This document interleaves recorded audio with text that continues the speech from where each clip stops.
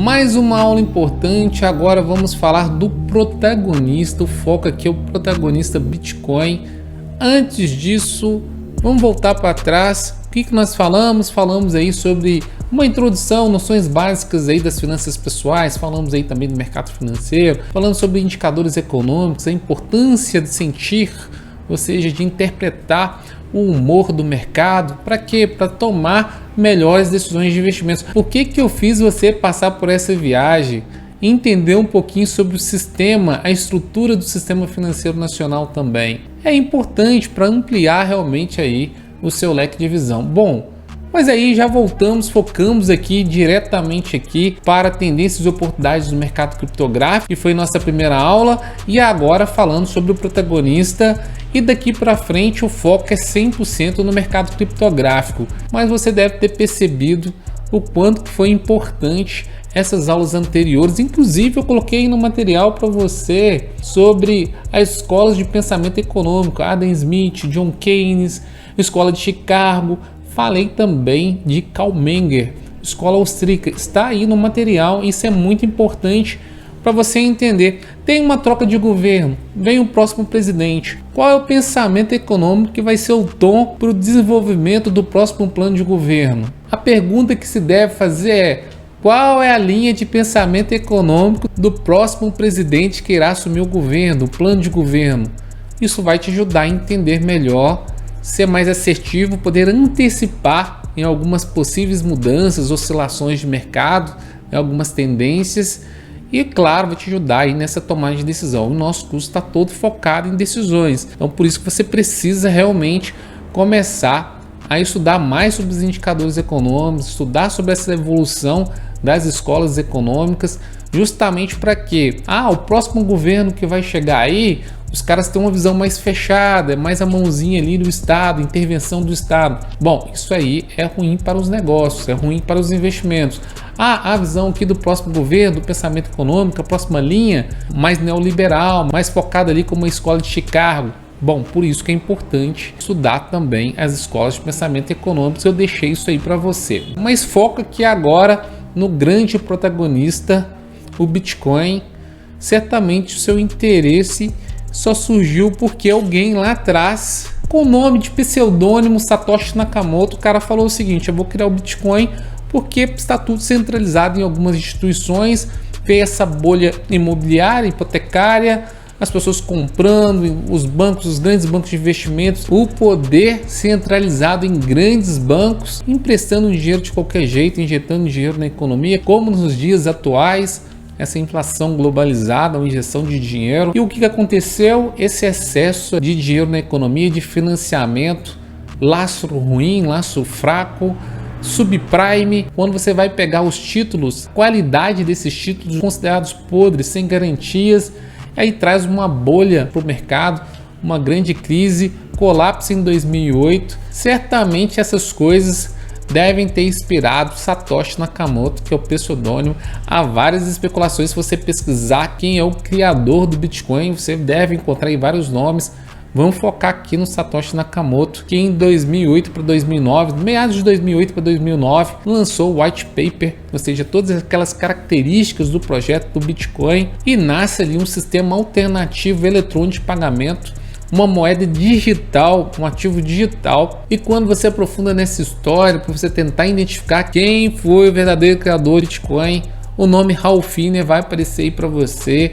Ele foi um programador que ajudou bastante. Sem esse programador, provavelmente o white paper nem teria saído do papel, não seria talvez o Bitcoin como nós conhecemos hoje, não teríamos, porque ele ajudou a programar, fazer o sistema ali que está relacionado ao Proof of Work, com uma variação. Depois houve sim uma evolução para Satoshi Nakamoto, mas há quem diga que Hal Finney é o verdadeiro Satoshi Nakamoto. Tem como saber, há várias especulações, inclusive Hal Finney foi um dos primeiros a rodar o Bitcoin. Olha o tweet dele aí para vocês na tela: Running Bitcoin, foi o primeiro a receber Bitcoin de Satoshi Nakamoto. Então, como nós sabemos, permanece anônimo o criador do Bitcoin, e vamos focar aqui na grande criação, no que o Satoshi Nakamoto fez, beleza? Aqui no slide eu coloquei algumas informações aqui relevantes Coloquei exatamente aqui, já em português, o white paper que vai descrever todas as características, descreve todas as características ali do Bitcoin. E está aqui o white paper, eu coloquei ele aqui em português. Eu vou deixar o link para você do white paper todo do Bitcoin em inglês original, ok? Então, o Bitcoin, um sistema de dinheiro eletrônico ponto a ponto, foi o que nós falamos anteriormente na outra aula. É uma criptomoeda descentralizada, originalmente descrita em um white paper em 2008 por uma pessoa ou grupo de pessoas usando o pseudônimo Satoshi Nakamoto. O foco está aqui no pseudônimo Satoshi Nakamoto. Foi lançado logo depois, em janeiro de 2009, e foi em 2009 que eu falei que Ralph Finney lançou o tweet falando que estava running Bitcoin, rodando ali o Bitcoin. É uma moeda online P2P, já havíamos falado sobre ponto a ponto. Tem um sistema que é o blockchain. O blockchain é uma rede descentralizada, todas as informações, é uma espécie de banco de dados, fica tudo registrado nessa espécie de livro-razão.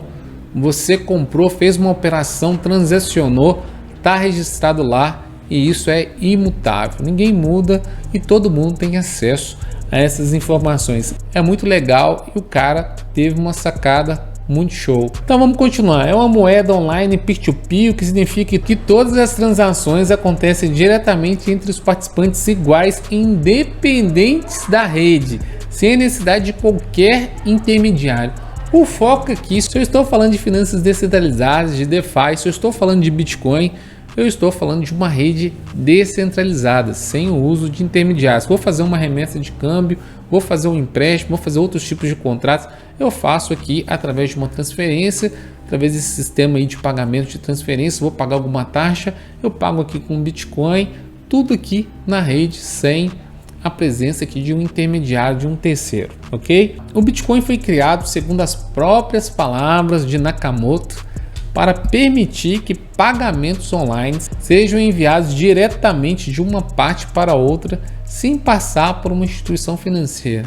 É isso e ponto final. E vamos focar em outras coisas importantes. Vamos passar por algumas curiosidades porque isso aqui é importante. Satoshi Nakamoto representa uma fração de Bitcoin. Então você vai comprar, não precisa comprar um Bitcoin 200, 300, 400 mil reais. Pode comprar um Satoshi. Então, um Satoshi representa 0,00001 BTC.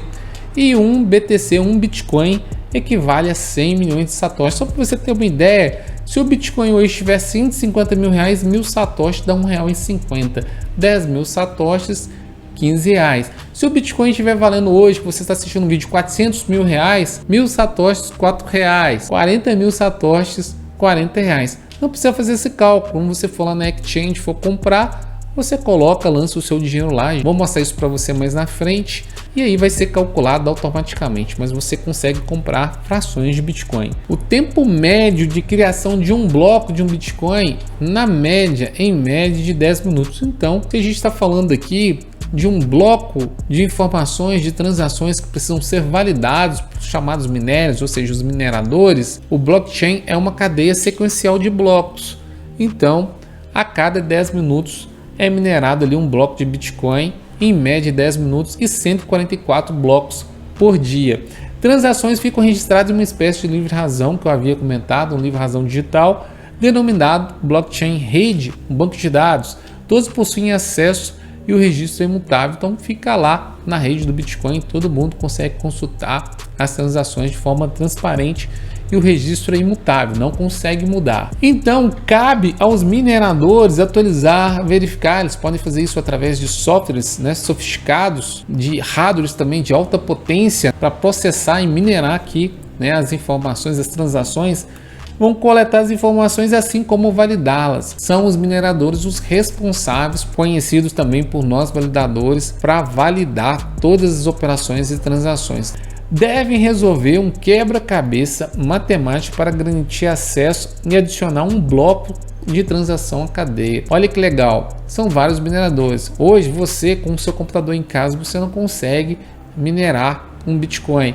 Então são computadores ultra potentes, um alto gasto aqui de energia, né, com computadores com hardwares de alto processamento, justamente para quê? Para ver quem que chega, para quem que vence essa corrida primeiro, resolve aquela prova de trabalho, resolve aquele quebra-cabeça. Por isso, Proof of Work, prova de trabalho, que é o consenso do Bitcoin.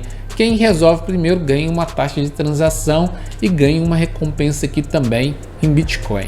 Consenso, prova de trabalho, como eu falei, o Proof of Work, está relacionado a essa resolução dos problemas matemáticos complexos, e a recompensa, como eu falei, Bitcoin e taxa de transação. A Ethereum, qual que é o consenso de mercado? É o mesmo do Bitcoin, Proof of Work. E a Solana, Proof of Stake. Vamos falar de outros consensos também na próxima aula, ok? Halving, a cada 4 anos acontece o halving, é uma redução pela metade da quantidade de bitcoins minerados contidos em cada bloco. A expectativa aqui é o seguinte, que até 2140 todos os bitcoins sejam minerados. Até o momento, mais de 90% dos bitcoins já estão em circulação como supply circulante, e a expectativa, segundo a previsão de alguns especialistas, que até 2040 a maioria sejam emitidos. A taxa de transação para minerador de aproximadamente 2,23 dólares, algumas curiosidades, ficam elegíveis para receber 6,25 bitcoins por bloco minerado, é muito dinheiro. Curiosidade, em 2009 era de 50 bitcoin para quem? Para o minerador. Olha como que estão tornando aí a vida do minerador cada vez mais difícil. No ano passado foi de 12,50, em 2024 será de 3,15 Bitcoin de recompensa. O supply é de 21 milhões atualmente. Desses 21 milhões fixo, supply total circulante, mais de 90% já estão em circulação. Agora que eu gravei esse vídeo, 19.058.031 bitcoins emitidos. Demais, até 2140 todos os bitcoins terão ali 100% de emissão. E como eu falei aqui dos especialistas, ok? Os contas aqui é inegável.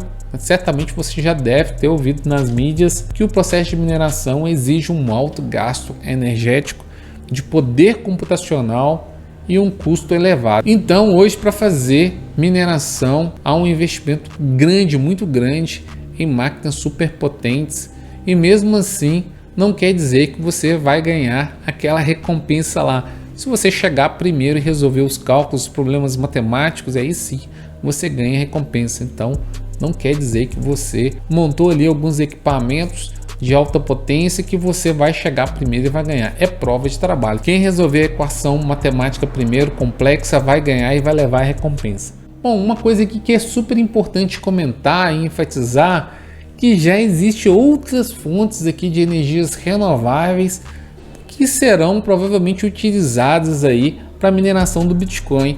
Eu trouxe um exemplo aqui de uma empresa de energia geotérmica. E o que é uma energia geotérmica? É uma energia sustentável retirada no interior da Terra. O processo consiste em perfurar o solo para alcançar uma superfície interior do planeta e obter o calor que ali reside para usar de vários modos como fonte de energia limpa. Eu deixo aqui um exemplo de uma empresa lá no Quênia que vai construir uma área de mineração utilizando da energia geotérmica. Bom, isso é muito legal porque não é sustentável ou não se sustentará ao longo dos anos esse processo atual de mineração que exige aí um alto gasto energético, e já estamos vendo aqui um tipo de energia e já uma empresa especializada no Quênia para fazer uma área de mineração. Outra coisa, 3 pontos aqui importantes em relação ao Bitcoin. Ele é descentralizado? Nós vimos que ele é descentralizado. Ele é seguro também, porque para você invadir aqui a rede do Bitcoin, você tem que ter mais do que 51%, ou pelo menos 51% de todos os Bitcoins. Como nós sabemos, ou não sei se você sabe, vários Bitcoins se perderam, chaves privadas se perderam ao longo do tempo. Então isso é praticamente impossível. Ao longo dos anos, o Bitcoin vem se mostrando extremamente seguro. A parte da escalabilidade, escalar, principalmente trazer mais velocidade para as transações, processamento das transações. Esse aí é um gargalo, é um grande problema da rede do Bitcoin. Não consegue ser escalável, mas já existe projetos como o Lightning que se incorporou para fazer o que? Aumentar, melhorar o tempo de processamento, a velocidade de processamento do Bitcoin. Então provavelmente quem sabe ao longo do tempo a própria rede do Bitcoin irá suportar talvez outros projetos e quem sabe tornar aqui o Bitcoin escalável, rápido e resolver esse trilema que nós chamamos aqui, o trilema das blockchains. Nós vamos ver na próxima aula, e isso é importante para um projeto criptográfico, para ele se tornar o que? Útil, para ele ter uma utilidade no pagamento das contas, das transações, sem expor a rede principal a vulnerabilidades. Então eu acho que naturalmente, assim como outros projetos que vão chegando, vão agregando integração, interoperabilidade, ou seja, essa comunicação entre as redes, eu acredito que provavelmente não vai demorar muito a gente ter aí o Bitcoin como uma rede muito mais rápida e também de baixo custo. Hoje nós podemos contar com o Bitcoin como uma rede descentralizada, uma rede segura, mas muita coisa ainda para melhorar em relação à escalabilidade e também ao custo da transação. Algumas coisas estão sendo feitas, como eu falei, mas ainda tem muita coisa para fazer, beleza? Então, até a próxima aula vamos falar sobre blockchains, que eu acho que é muito importante. Aqui passamos por algumas informações conceituais básicas sobre o Bitcoin e mais na frente vamos ver também a importância, vamos entender a importância da dominância do Bitcoin no mercado de cripto, quando a dominância está acima de 40%, abaixo de 40%, acima de 50%. Vamos pensar sempre sobre o ponto de vista estratégico, para nós entendermos como se movimenta o mercado das altcoins, das moedas alternativas do Bitcoin, quando há uma mudança em relação à dominância desse protagonista. Combinado? Então, até mais, até breve e até a próxima aula. Tchau, tchau.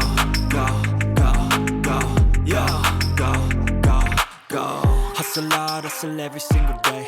I'll be making moves till I'm buried in my grave. To the system, I don't wanna be a slave. I've been doing shit now.